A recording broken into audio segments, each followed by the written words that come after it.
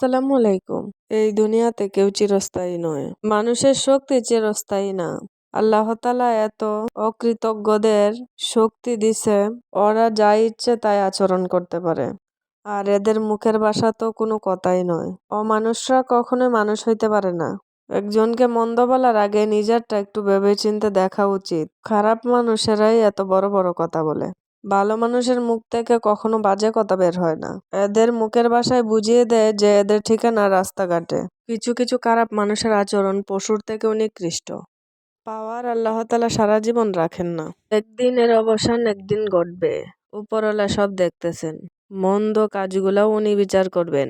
নিজের বিবেকের উপর চিন্তা করলে অন্যকে খারাপ বলার আগে নিজেকে একটু ভাবা উচিত। আল্লাহ তাআলা সারা জীবন শক্তি রাখবেন না। ধীরে ধীরে শরীরে শক্তি কমবে। আজকে অসহায় হতাশাগ্রস্ত বলে নানানভাবে আপনজনেরা কষ্ট দিচ্ছে, কিন্তু আল্লাহ তাআলা ইচ্ছে করলে অসময়কে সুসময় পরিণত করতে সময় লাগবে না। একদিন আল্লাহ তাআলা ঠিক বিচার করবেন। একটা সময় আমারও সব ছিল, কিন্তু বাবাকে হারিয়ে নিঃস্ব। আল্লাহ তাআলা ইচ্ছে করলে আগের জায়গাটা, সম্মানের জায়গাটা ফিরিয়ে দিতে পারেন। অযথায় ঝামেলা সৃষ্টি করা মানুষগুলো সারা জীবন নিজের মনের ভেতরে মনে থাকবে। এদের প্রত্যেকটা আঘাত এখন দাঁড়ালো ছুরির মতো গাতে। আর কিছু অংশক মানুষ তো দূর থেকে মজা নিচ্ছে। তাদের আমাদের সাথে ঘটে যাওয়া বিষয়গুলো ভালো লাগছে। তারা ইচ্ছে মতো আনন্দ নিচ্ছে, কিন্তু কোনো সমস্যা নাই। সব উপরওয়ালার উপরে ছেড়ে দিছি। যা করার উনিই করবেন। একমাত্র উনিই আছেন যিনি ভালো মন্দের গুণাগুণের বিচার করতে পারেন। এখনকার যুগের মানুষ তো স্বার্থের জন্য পাগল। যেখানে স্বার্থ আছে সেখানেই ছুটে যায়। নিঃস্বার্থ মতো কেউ ভালোবাসে না।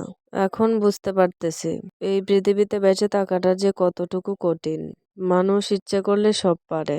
আল্লাহ তাআলার কাছে সবসময় বলি, আরো ধৈর্যশীল আমাকে বানাও। মানুষের কোনো কথায় যাতে কোনো রকম ভাবে কান্না দিই। আর যাই হোক, আল্লাহ তাআলা এমন এক পর্যায়ে আনছে বিদায় মুখোশধারী মানুষগুলার মুখ প্রকাশ্যে আসছে। এখন বুঝতে পারতেছি কারা আপন আর কারা পর। কখনোই বাবার ছিল না। এদের মুখোশ এত তাড়াতাড়ি চলে আসবে সামনে। নিজে যেমন পজিটিভ, সবাইকে পজিটিভই ভাবতাম। কখনোই কাউকে খারাপ ভাবতাম না। মনে হতো সবাই আমাদেরকে ভালোবাসে, আমরাই হয়তো এদের আপনজন। কিন্তু এমন এক পর্যায়ে এখন দাঁড়িয়ে আছি, এখন মনে হয় আর কেউ পাশে নেই।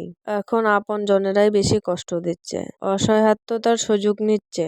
এখন মুখ থেকে অভিশাপ দিতে হচ্ছে না, মন থেকে এমনি এমনি চলে আসছে। আমার ফ্যামিলি এতটাই কষ্ট পাচ্ছে যে উঠে দাঁড়ানোর কোনো ব্যবস্থা রাখতেছে না। ইনশাআল্লাহ আল্লাহ তাআলা সব একদিন ঠিক করবেন।